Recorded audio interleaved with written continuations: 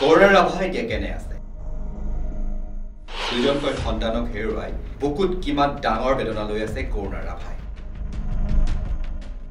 ৰাজ্য চৰকাৰে কিবা পদক্ষেপ লৈছেনে কৰুণা ৰাভাৰ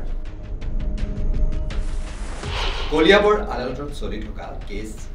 কিয় উঠাই ল'ব লগা হ'ল সুমিত্ৰা ৰাভাই সুমিত্ৰা ৰাভা এগৰাকী বৃদ্ধা অকলশৰীয়া সুমিত্ৰা ৰাভাই 2023 বৰ্ষৰ একেলগে দুজনকৈ সন্তান পুত্ৰ আৰু জীয়ৰীক হেৰুৱাব লগা হ'ল এই সুমিত্ৰা ৰাভা হয় আপুনি ঠিকই অনুমান কৰিছে এছআই জোনমণি ৰাভাৰ মাতৃ সুমিত্ৰা ৰাভা 2023 16 জুনত জখলাবন্ধাত পুৱতি নিশা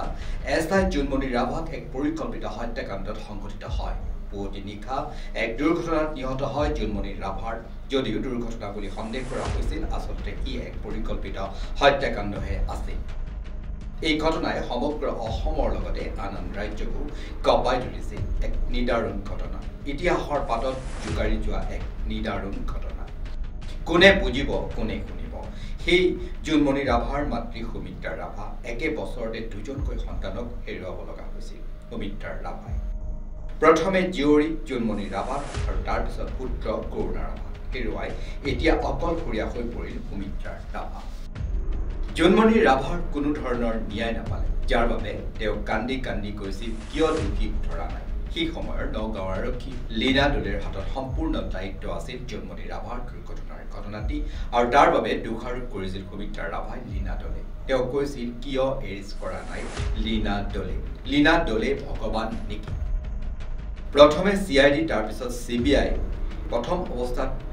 অতি তাৎক্ষণিকভাৱে তদন্ত প্ৰক্ৰিয়া আৰম্ভ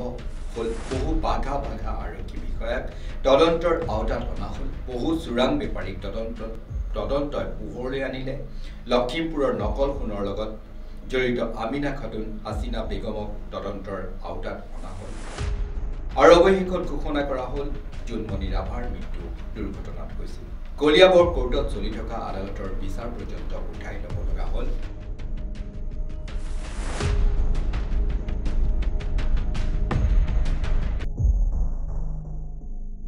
কিমান নিদাৰুণ কিমান নিষ্ঠুৰ এই ঘটনা এগৰাকী বৃদ্ধাই কিমান বৃহৎ বেদনালৈ জীয়াই আছে এতিয়া অকলশৰে কোনোবাই খবৰ ৰাখিছেনে ৰাজ্য চৰকাৰে কিবা সুবিধা আগবঢ়াইছেনে এই সুমিত্ৰা ৰাভাৰ সেয়া হয়তো পৰৱৰ্তী পৰ্যায়ত আমি DS News 24 প্ৰচাৰ কৰিবলৈ চেষ্টা কৰিম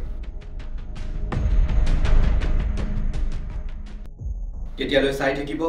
DS News 24/7